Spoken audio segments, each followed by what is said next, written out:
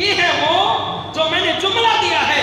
کچھ ایسے لوگ بھی ہیں جنہوں نے دنیا چھوڑ دیا دین کی خاطر. ان کی مثال حضرت سیدنا ابو بکر صدیق. سوئی تک نہ چھوڑی, دیواروں پہ ہاتھ لگاتے رہے, کہیں کوئی سوئی تو نہیں پڑی, ہاتھ لگاتے رہے, کوئی سوئی تو نہیں پڑی, کوئی سوئی تو نہیں پڑی. اور کئی ایسے بدبخت بھی ہیں اسی دین کا کھاتے ہیں, دین کا نام کا کھاتے ہیں, رب کا رزق کھاتے ہیں, لیکن سجدہ کرتے ہوئے شرم آتی ہے. ویسے حقیقت میں ڈوب کے نہیں مرتے. رب کے گھر سے جب صدا آتی ہے حی علی الفلاح, رب کعبہ کی قسم یہی مسجد جب ویران دیکھتے ہیں تکلیف ہوتی ہے. یہ اتنا لاکھوں میں خرچہ کیوں کیا ہے؟ کیا چھوٹی مسجد ٹھیک نہیں تھی؟ کیا وجہ تھی؟ میرے آقا صلی اللہ علیہ وسلم جب آئے مدینہ میں سب سے پہلے مسجد کا اہتمام کیا. حضرت مجدد القسانی جب ہند میں گئے, ہند کے اندر سب سے پہلے مسجد کا اہتمام کیا. حضرت داتا علی حجویری جب لاہور کی سرزمین پہ آئے تو سب سے پہلے مسجد کا اہتمام کیا.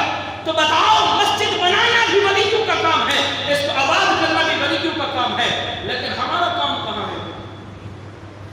ہم کہاں کھڑے ہیں؟ سر کلمہ پڑھ لینے سے کام ختم ہو گیا؟ نہیں, کلمہ پڑھ لینے سے کام ختم نہیں ہوا, بلکہ بقیہ بھی ہمارے اوپر کچھ احکام لاگو ہوتے ہیں, ہماری زندگی کے اندر احکام آتے ہیں, لیکن اس وقت دل بڑا دکھتا ہے. حقیقت میں جب میں بیٹھا ہوتا ہوں تو 4 یا 5 مقتدی ہوتے ہیں نماز پڑھنے والے. کیا باقی آپ مسلمان نہیں ہیں؟ کہ صرف نام کے مسلمان رہ گئے؟ حدیث پاک کے اندر آتا ہے کہ نماز کافر اور مومن کے درمیان فرق کرتی ہے, لیکن کئی دیکھتے ہیں فرق پڑھ کے بیٹھ کھڑے ہو جاتے ہیں, ابھی جمعہ ہوگا دیکھ لینا. دعا بڑی مشکل سے مانگتے ہیں, دعا بڑی مشکل سے مانگتے ہیں, ابھی ہم سلام پھیرتے ہیں, کھڑا ہونا شروع ہو جاتے ہیں, آدھی سے زیادہ مسجد خالی ہو جاتی ہے. بتائیں کیا کریں؟ یہ عوام پھر کہتے ہیں زندگی کے اندر سکھ نہیں ہے, پریشانیاں ہیں, ہم تکلیف میں ہیں, ہم کماتے بھی اچھا خاصا ہے, پھر بھی پورا نہیں ہوتا. اب اللہ کے بندے کیسا پورا ہوگا؟ تو اسی رب کو جو بلائے بیٹھا ہے. آسان قرآن کیا کہتا ہے؟ قرآن کہتا ہے وَمَنْ أَعْرَضَ عَنْ ذِكْرِي فَإِنَّ لَهُ مَعِيشَةً ضَنْكًا.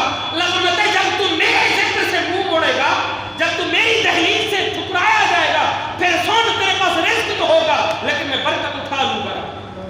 رزق بہت ہوگا, بہت پیسہ ہوگا, بہت مال دولت والا ہوگا, لیکن رب کعبہ کی قسم میں رب ہوں. پھر دیکھ دنیا کے اندر مال ہوتے ہوئے بھی تجھے ذلیل کروں گا, برکت اٹھا لوں گا. لیکن دیکھیں مالدار رو رہے ہیں,